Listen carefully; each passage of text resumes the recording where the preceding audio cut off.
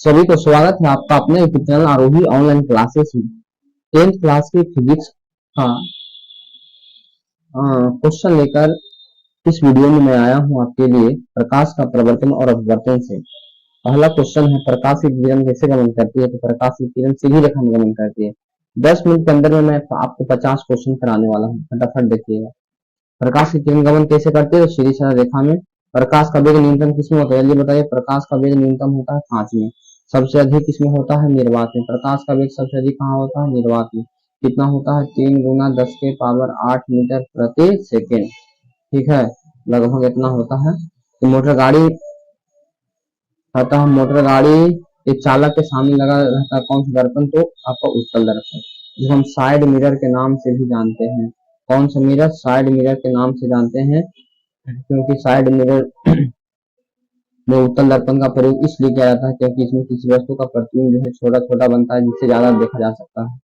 अगला क्वेश्चन आता है कि मोटर कार के हेडलाइट में किस का प्रयोग करते हैं? मोटर कार के हेडलाइट में आपका अवतल दर्पण का प्रयोग करते हैं। दाढ़ी बनाने में अवतल दर्पण का प्रयोग करते हैं। हेडलाइट में अवतल का, सौर कुकर में अवतल दर्पण का, सौर भट्टी में अवतल दर्पण का प्रयोग किया जाता है, आपको याद होगा। आगे चलिए, समतल दर्पण द्वारा बना प्रतिबिंब क्या होता है? समतल दर्पण द्वारा बना प्रतिबिंब कैसा होता है? तो समतल दर्पण द्वारा बना प्रतिबिंब जो होता है काल्पनिक होता है, सीधा होता है, पार्श्विक सीधा होता है ना, और वस्तु के आकार के बराबर होता है। समतल दर्पण में जितना बड़ा वस्तु होता है उतने बड़ा क्या बनता है? प्रतिबिंब बनता है। यानी कि आपको इसमें प्रतिबिंब कैसा होगा? तो प्रतिबिंब आपका काल्पनिक होगा, वस्तु के बराबर होगा। चलिए अगला क्वेश्चन है हमारा, लेंस की क्षमता का ऐसा मात्रा क्या होता है? तो डायोप्टर होता है, आप जानते हैं। चलिए क्वेश्चन नंबर 7। क्वेश्चन 7 कहता है, प्रकाश की किरणें का पथ दर्शाने वाले चित्र को क्या कहते हैं? किरण आरेख। किरण आरेख, प्रकाश की किरणों को पथ दर्शाने वाले चित्र को क्या कहते हैं? किरण आरेख कहते हैं।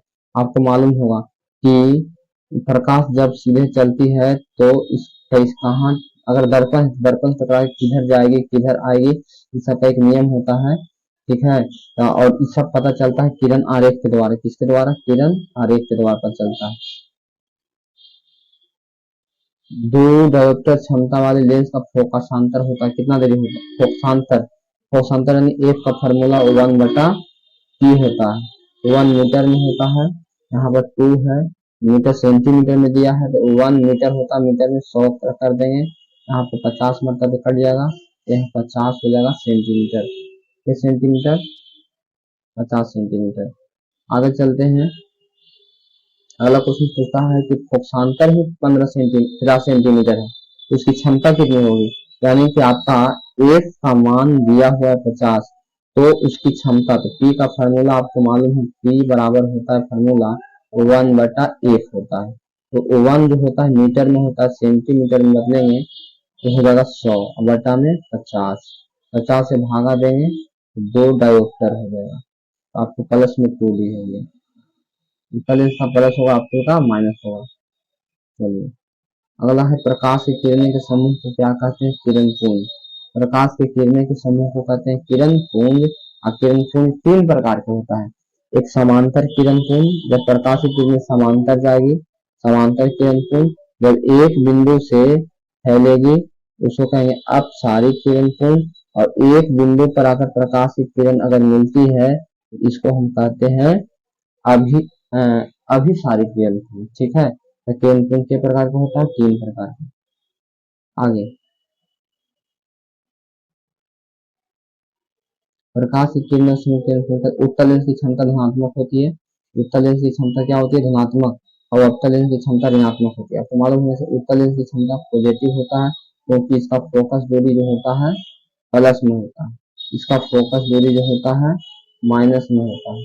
ठीक है, इसलिए उत्तल लेंस की क्षमता प्लस, अवतल लेंस की क्षमता माइनस ऋणात्मक होती है।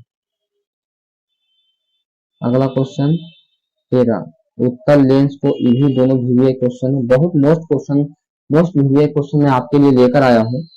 अवतल उत्तल लेंस को कहते हैं अभिसारी लेंस। कौन सा लेंस? अभिसारी लेंस। उत्तल लेंस को कहते हैं अभिसारी। कौन सारी? अभिसारी, अभिसारी लेंस। और अवतल को कहते हैं अपसारी, याद रखिएगा अपसारी। क्या कहते हैं इसको? अपसारी। अपसारी कहते हैं अवतल को, और उत्तल को कहते हैं अभिसारी। चलिए इसके बाद 15 क्वेश्चन, निम्नलिखित में कौन सा पदार्थ लेंस बनाने में प्रयुक्त नहीं होता है? तो आपको मालूम होना चाहिए लेंस बनाने में मिट्टी का प्रयोग हम लोग नहीं करते हैं। इस दर्पण से हमेशा वस्तु का छोटा प्रतिबिंब बनता है, उत्तल दर्पण। उत्तल दर्पण में हमेशा वस्तु का छोटा प्रतिबिंब बनता है, इसीलिए इसीलिए तो इसको हम लोग गाड़ी के साइड मिरर में प्रयोग करते हैं। ठीक है, किस दर्पण से वस्तु का बड़ा प्रतिबिंब बनता है? अवतल दर्पण से वस्तु का बड़ा प्रतिबिंब बनता है, उत्तल दर्पण से छोटा बनता है, समतल दर्पण में वस्तु के बराबर बनता है। ये आपको याद रखना है। अगला 18 क्वेश्चन, 18 क्वेश्चन क्या कहता है जरा उसको ध्यान से देखिए। प्रकाश के परावर्तन के कितने नियम होते हैं? प्रकाश के परावर्तन के 2 नियम होते हैं। अगर आपसे अपवर्तन का भी पूछे कि प्रकाश के अपवर्तन के कितने नियम होते हैं, तो अपवर्तन के भी आपको 2 ही नियम होता है। क्या नियम होता है? 2 नियम होता है। फोटोग्राफी कैमरा का अभिदृश्यक होता है।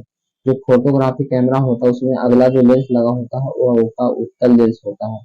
कौन सा लेंस होता है? उत्तल लेंस लगा होता है। आप याद रखिएगा कौन सा लेंस होगा? उत्तल लेंस होगा। साइड मिरर के रूप में उत्तल लेंस जानेंगे आप लोग।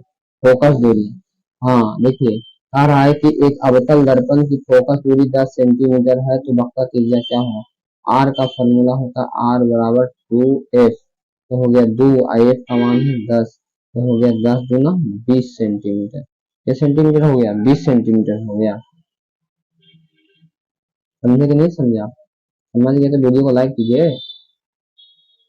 चलो अगला है निर्गत किरण एवं अभिलंब के बीच के कोण को क्या कहते हैं? तो निर्गत किरण और अभिलंब के बीच के कोण कहते हैं निर्गत कोण। कौन सा कोण कहते हैं? निर्गत कोण। निर्गत किरण और अभिलंब के बीच के कोण को कहते हैं निर्गत कोण। आगे चलिए, तो चाहे बता दिए इसका क्वेश्चन। निर्गत के अभिलंब निर्गत कोण कहते हैं। सरल सूक्ष्मदर्शी किसका उपयोग होता है? उत्तल लेंस का होता है, याद रखिएगा। 24 क्वेश्चन भी आई है।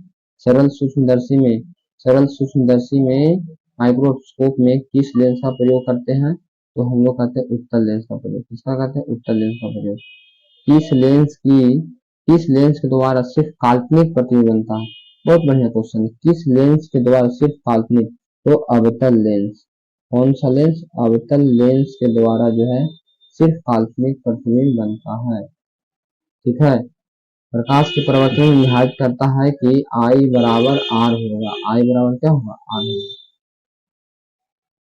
काल्पनिक प्रतिबिंब होता है, काल्पनिक प्रतिबिंब हमेशा क्या होता है? काल्पनिक प्रतिबिंब हमेशा सीधा होता है। काल्पनिक प्रतिबिंब हमेशा क्या होता है? सीधा होता है। ठीक है, लेंस के मुख्य फोकस की संख्या कितनी होती है? लेंस जो होता है, लेंस में 2 मुख्य फोकस होता है, एक इस तरफ होता है, एक इस तरफ होता है। तो लेंस में फोकस बिंदु क्या होता है? तो 2 होता है। ऑप्शन 2। सर्च लाइट का परावर्तक सतह कैसा होता है? अवतल होता है। क्वेश्चन 29, सर्च लाइट का परावर्तक सतह अवतल होता है। दाढ़ी बनाने में कौन सा विवेक क्वेश्चन कई बार बिहार बोर्ड के द्वारा प्रश्न पूछा गया है। सर्च लाइट का परावर्तक सतह अवतल होता है। लेंस की क्षमता 1 डायोप्टर है तो उसकी फोकस दूरी कितनी होगी? 1 मीटर होगी तो 100 सेंटीमीटर होगी, है ना, क्योंकि फॉर्मूला P बराबर 1/f होता है और 1 जो होता है ये मीटर में होता है। तो 1 मीटर में आपको हो जाता है, क्या बोले कि 1 मीटर में आपको हो जाता है 100 सेंटीमीटर। कितना? 100 सेंटीमीटर। ठीक है, 1 मीटर बराबर 100 सेंटीमीटर। ठीक है, चलिए आगे चलते हैं। 21, इस वही का क्वेश्चन है। एक गोलीय दर्पण की पतले गोलीय लेंस दोनों की फोकस दूरी इतना है, दर्पण तथा लेंस समांतर कौन है? तो दर्पण लेंस दोनों जो है अवतल होगा। क्या बोला? एक गोलीय दर्पण है और पतले लेंस की दोनों की फोकस दूरी, फोकस दूरी माइनस होगा। अगर दर्पण की बात करें तो अवतल का होता है। किसका होता है? अवतल का होता है। लेंस में भी अवतल का होता है, तो दोनों कैसा होगा? दोनों ही अवतल होगा। दोनों ही क्या होगा? दोनों ही अवतल होगा। ठीक है, प्रकाश के अपवर्तन के कितने नियम होते हैं? तो प्रकाश के अपवर्तन के 2 नियम होते हैं। प्रकाश के अपवर्तन के कितने नियम होते हैं? तो प्रकाश के अपवर्तन के 2 नियम होते हैं। आगे चलते हैं, आगे देखते हैं क्वेश्चन क्या है।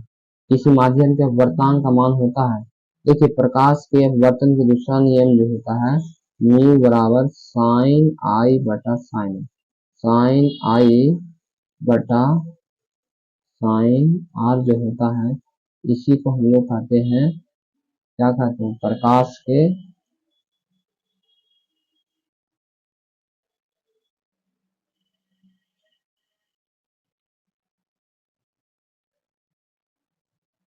प्रकाश के अपवर्तन के जो दूसरा नियम होते हैं आई इसी को कहते हैं अपवर्तनांक, जिसको म्यू से सूचित करते हैं। चलिए प्रकाश के अपवर्तन दो नियम होते हैं, अपना कितना हो गया। उत्तल लेंस कौन होता है, आपको मालूम होना चाहिए कि इस प्रकार के जो लेंस होता है उत्तल लेंस होता है, इसके बीच वाला भाग मोटा होता है और किनारे वाला भाग क्या होता है, पतला होता है।